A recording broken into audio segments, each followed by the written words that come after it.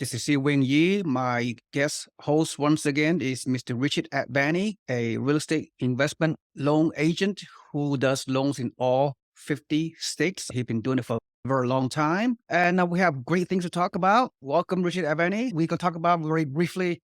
My headline is, quote, sucker born every minute, end quote. What I mean by that, this means typical consumers, because of lack of financial education and the advent of social media, and you can get information at a click of a button on your computer with the YouTube videos, with the mainstream headline.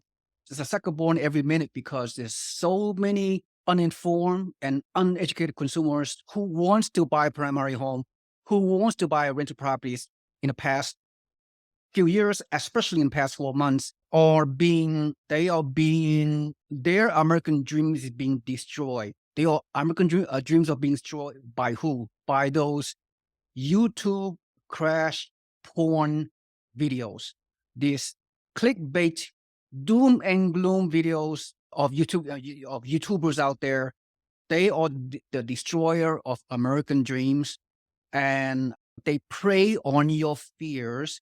They do clickbait because they can monetize their channel so they can make money from YouTube algorithm and what have you. It's a psychological warfare. And not just that, not just the YouTubers are doing that. The mainstream media also, look, the more clicks you get from any social media platform, whether from mainstream videos or Crash Bros YouTubers, again, it's all about clicks and getting the headlines so you can promote your product. I get it. America is a capitalist society, but you and I experience directly and indirectly of all the potential prospective homeowners out there and prospective real estate investors out there who are being programmed, who are being entered into the world of the YouTubers, Crash Bros out there. That's why they're getting so many subscribers. They're getting like 300,000-400,000 subscribers into YouTube channels. They're getting 30,000-50,000 views per 15-minute video, negative headlines, doom and gloom, the world's coming to an end, and all those things. Unfortunately, the YouTube out there is the Wild West of the social media, and it's just so sad. What can you do, right? What are your thoughts in terms of people's dreams of being destroyed by these negative headlines? I think it's unfortunate, like you said. I think most people want to believe it, right? They want to believe it because that's going to create this scenario where they're going to have an opportunity to take part in the market, right? It's easier to sit on the sidelines and hate on the market and try to find reasons to make yourself feel better about not participating, but also to create this fairy tale scenario where things are going to drop and you're going to be able to go take advantage in the market. And I think it's unfortunate because it's creating a lot of misinformation and hysteria. And the doom and gloom videos have been around for every scenario, not only real estate, since the beginning of mankind, right? That's the same premise on which the media thrives on. The police chase, the murder, all this stuff. They want to get people's interest and invoke people's reaction. But if you look at basically even a year and a half to 2 years ago with COVID, everything was doom and gloom. Oh, the pressure's here, and what are people going to do? And people aren't going to make their payments. And they're all wrong. And it's funny because if you look at a lot of these doom and gloom people, like you said, who are bringing in tons of viewers and subscribers and all of that, most of the general population, honestly, we're headline readers, right? So we read the headline, we barely read the context below, and then we develop our opinion, instant gratification. Boom. I read 5 headlines. I read the news for the day. I know what's going on.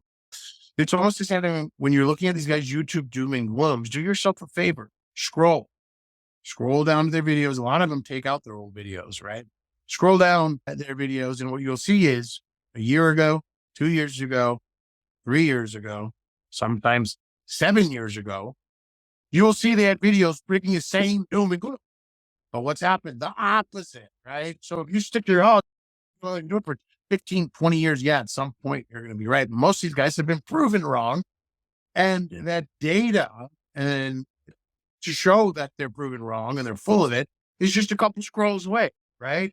You look at that video, you subscribe, okay, go look at year or 2 or 3 or 4, and what was this guy saying? Odds are he was preaching the same doom and gloom, or he took out those videos, or that doom and gloom guy came out of nowhere, didn't exist 4 or 5 years ago. So where the heck is all this data and experience coming from? So yeah, be very careful about where you get your information from, where you get your news from, and do yourself a favor, read past the headlines, read past that first video that you looked at that you're like, oh, doom and gloom, and you want to follow. Okay, scroll down, investigate the data, right? Look at videos from a couple of years ago. And guess what? If they have these same doom and gloom videos from a couple of years ago, they're wrong. They've been wrong. But no, my timing was off. Your timing off just costed me a 40% appreciation. If I bought $1 million worth of real estate, me listening to that doom and gloom video from whoever living in his mom's freaking basement, that cost me 40% of $1 million. That cost me $400,000. Once again, be careful where you get your news from. YouTube is beautiful because you can get real legit news without all the BS. But the problem is you have to comb through to see what's real and what's not. And to those doom and gloomers, I wouldn't say to their credit, make themselves feel better, is the news mainstream media was saying the same thing 2 or 3 years ago. They were all wrong. It's only been about 4 or 5 months now that mainstream media has been saying, oh, we're in a housing crisis and house prices continue to go up. And when will the relief be in sight is the headlines now, right? Everything you and I were saying a year and a half, 2 years ago, when the media was saying the opposite. At the end of the day, we're only speaking based off of our experience doing this for a while.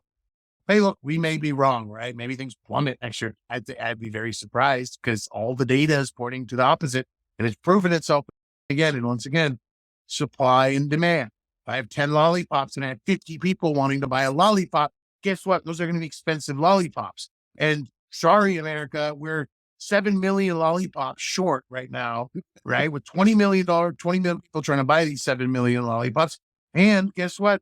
The amount of people wanting to buy lollipops is only going to go up every year from now on. But the supply of lollipops is never going to keep up with that, right?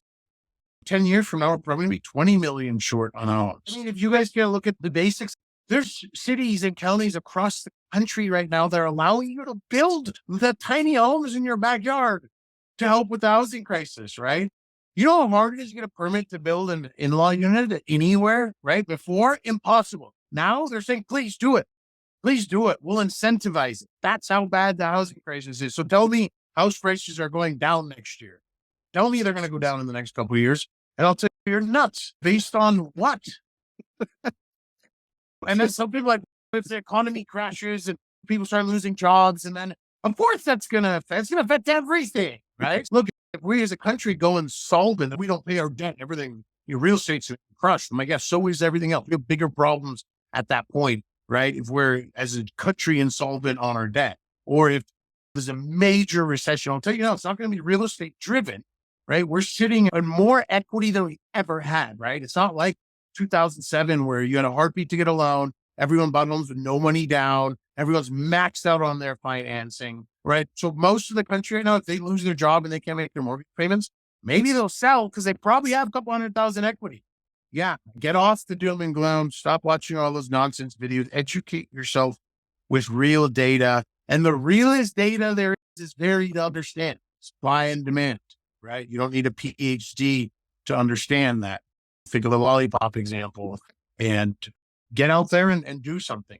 Do your diligence. Make sure the investment makes sense. But sitting on the sidelines right now, when I had luck mentioned, I had 300 grand and you're waiting for the right time. And I'm like, how long have you had them there? It's been like 2 or 3 years. And I'm waiting. I'm like, oh my God. You had 300 grand in the last 3 years. Inflation's been about 40%. You just lost 120 grand in buying power with that money. Stop waiting. And then the crazy thing is, he's like, I probably missed it. So I'm going to wait till next year till things drop. And I'm like, great. Next year, you'll be able to buy 6 loaves of bread instead of 3. You crap me up, man. You can go on and on. There's 2 jobs you could potentially have if you ever can quit your very lucrative current occupation. Currently, you are one of the top investment loan agents in the country, okay? And you are a part-time professional race car driver. So you are enjoying your life. But if you ever want to quit your day job and your side gig, your side hustle, if you will, you can either become a professional comedian.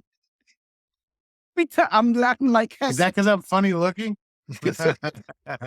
Or you can become Tony Robbins 2.0. Tony Robbins, eat your heart out. You have a competitor. His name is Mr. Richard Advani. Right. Take that as a compliment to Tony Robbins, quite the powerful guy. Okay, nothing more I need to say. Nothing more you need to say. You are amazing. You are way beyond a loan advisor. You are a motivator, real estate investor.